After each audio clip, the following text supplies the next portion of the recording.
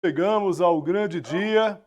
Muito obrigado aqui pela gentileza. Começo agradecendo aqui a sua disponibilidade ao longo desses últimos meses, com análises precisas, muito pontuais, pela cordialidade aqui, pelo tratamento com a gente. Eu acho que a gente vai encerrando aqui, pelo menos nesse dia D, claro que as eleições não se encerram hoje, nem todo o processo nos Estados Unidos, a gente vai ter claramente aí um processo, independentemente de ganhar, um processo de transição, mesmo que seja a Câmara presidente, a gente sabe que a equipe de Biden ali vai ser uma outra equipe. No caso de Trump, aí sim, uma transição completamente maior e mais dramática e mais drástica, no sentido de mudanças de peça e da própria para onde se vai apontar a política, tanto interna quanto externa dos Estados Unidos.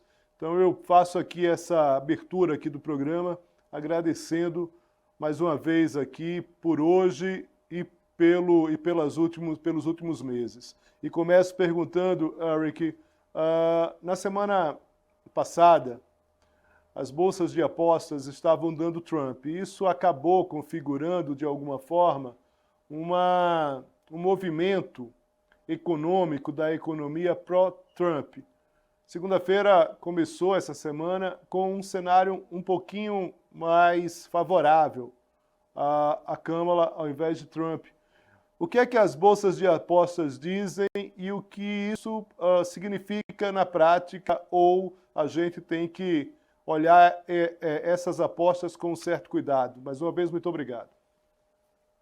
Muito obrigado, Léo. Já chegamos, como você falou, na hora H, e agora não temos muito mais que fazer, temos que esperar o resultado, né? Mas, enfim, o que a gente pode ver com esses mercados de aposta, né, que muita gente sinaliza ou aponta como sinalizações daquilo que vai acontecer, a gente tem visto um aperto entre a brecha entre o Trump e a Kamala Harris nas últimas 24 horas. Inclusive, ontem houve um momento em que, basicamente, em diversos mercados, o poly market é um mercado maior, mas estou descontando porque a maior parte do investimento do poly market é do mundo todo, fora dos Estados Unidos. Mas o mercado que eu olho com mais precisão é o Predicted, que basicamente está mostrando uma diferença de 1 ou 2 centavos entre Kamala e o Trump. Mas, assim, eu desconto isso um pouco pelo seguinte, porque a gente sabe que a maior parte dos investidores nesses mercados são homens, e os homens, os pesquisas estão mostrando que os homens, em geral, independentemente de idade ou raça, região geográfica, tendem a ser mais favoráveis ao Trump.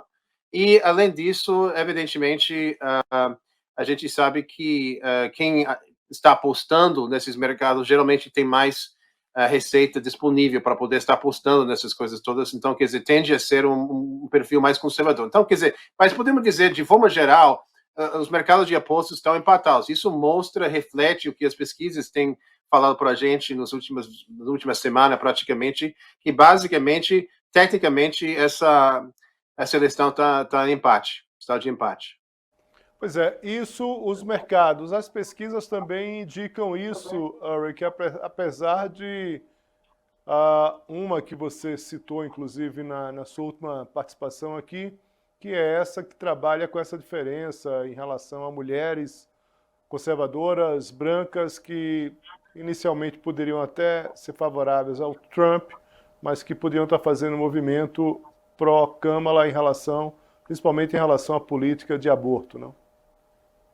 Na verdade, essa eleição vai ser a primeira eleição em que eu acho que o que vai importar e levar mais peso, menos de, não é uma questão mais de raça, não é uma questão mais de região geográfica, nem talvez uma questão tanto de renda. Eu acho que o perfil demográfico mais importante, Leo, nesta eleição é de sexo. Ou seja, as mulheres parece que estão votando em massa para Kamala Harris, mesmo mulheres que, como você falou, tradicionalmente votariam num republicano ou coisa do gênero. A gente está vendo uma divisão muito grande. Então, a questão vai ser qual grupo está indo para as urnas com mais frequência. Os homens estão saindo para as urnas para votar no Trump, ou as mulheres estão saindo das urnas para votar na Câmara. Eu acho que isso, talvez, em alguns estados pêndulo, vai ser o fator mais determinante que vai ditar quem vai ganhar essa eleição.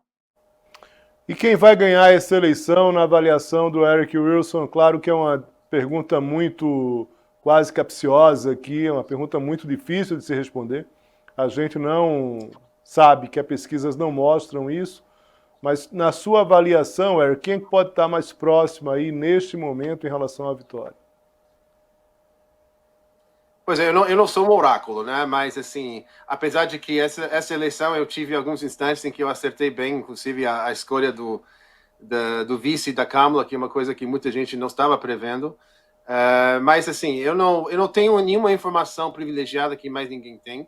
Mas, quando eu avalio, assim, estado por estado, olhando principalmente os estados pêndulo, o que eu estou vendo? Eu acho que eu estou prevendo, e inclusive publiquei isso ontem, assim, pela primeira vez, e já está recebendo bastante atenção aqui. E houve, inclusive, uma outra pesquisa que veio da Universidade de Northwestern, que quase espelhou aquilo que eu já tinha previsto. A gente tinha uma diferença de votação final em termos de colégio eleitoral de uns 6 votos. Mas eu estou prevendo uma vitória da Kamala Harris de 298 votos contra 240 para o Donald Trump.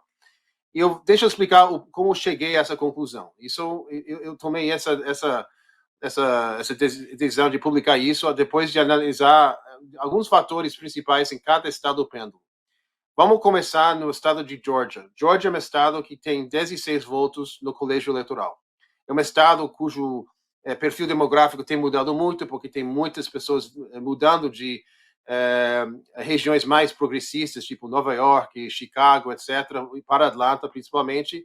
O Atlanta está virando um grande polo assim, de força dos democratas, mas eu acho que o estado de Georgia não vai conseguir repetir o desempenho, o resultado que teve para os democratas em 2020, quando o Biden ganhou, pelo seguinte, porque em 2020 teve um candidato, um senador negro, um pastor muito, assim, muito bem posicionado, que chama Raphael Warnock, que motivou muitos eleitores negros a ir às urnas.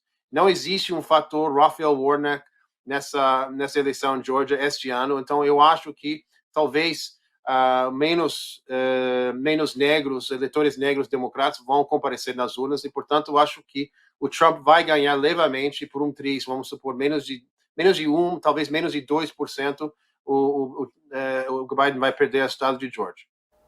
Agora, ao contrário disso, no estado de Carolina do Norte, um estado que o Biden não conseguiu ganhar, mas foi um estado que votou no Obama 2 vezes, um estado que tem uma grande população negra, eu acho que a Kamala Harris vai ganhar a Carolina do Norte. Por quê? Porque exatamente, assim, pelo contrário, tem, assim, um cara que chama Mark Robinson, que é o candidato para governador. Ele é o atual vice-governador do estado da Carolina do Norte, mas é um cara hiper conservador, uma pessoa hiper polêmica, ninguém acha que ele vai ganhar, e ele está fazendo com que haja menos entusiasmo entre os republicanos, entre a base tradicional do Trump para votar nele, e, portanto, não estão comparecendo nas urnas com a mesma frequência. E, como ninguém quer, do lado democrata, quer esse cara sendo governador, muita gente está votando, indo nas urnas do lado democrata para apoiar o adversário dele, que é um democrata, mas também de votar para a Kamala Harris lá. Então, eu acho que Carolina do Norte vai votar na Kamala Harris, em geral, na eleição presidencial. Agora, Pennsylvania, Wisconsin e Michigan, a gente tem falado muito sobre essa questão, é a muralha azul que a gente tem falado muito. É muito importante que a Kamala tenha um bom desempenho lá. Eu acredito que, pelas últimas pesquisas, a gente acha que Pennsylvania, Michigan e Wisconsin vão acabar indo a favor da Kamala Harris. O estado de Iowa é um estado que não estava assim dentro dos meus planos, mas assim, essa pesquisa, eu confio demais nessa pesquisa da Ann Seltzer, que está dizendo que o estado de Iowa vai partir para a Kamala. Isso não é uma coisa fora do comum, porque foi outro estado igual a Carolina do Norte que votou no Obama em 2008.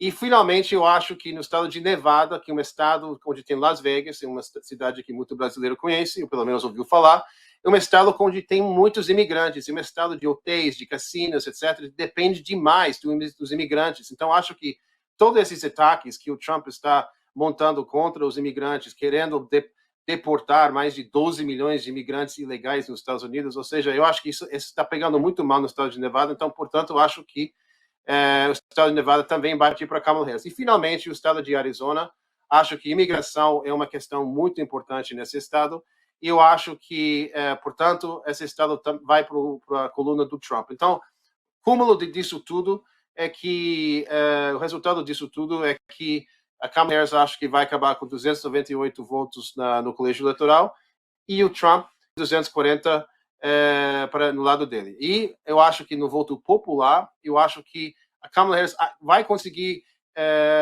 dominar no voto popular. O voto popular não tem nenhuma importância a não ser de poder se gabar, assim, de ter mais força política depois, mas assim, eu acho que isso também vai partir para Kamala Harris, mas por uma margem muito menor do que era para o Biden.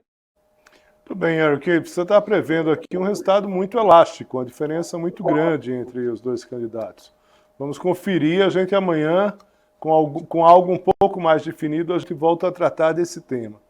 Outra situação, Eric, tratei isso com a Patrícia ontem, falei sobre isso um pouco também no programa hoje, mais cedo aqui, do SBT News, também no YouTube, Brasil Agora, e aí eu pergunto o seguinte para você: esse apoio do Lula à Câmara, não podemos dizer, como disse um diplomata estrangeiro, que o Brasil é um não diplomático, até porque é uma frase preconceituosa desse cidadão, mas o Brasil não é um grande player no mundo diplomático. A gente sabe que Lula tem uma pretensão, mas fica na pretensão.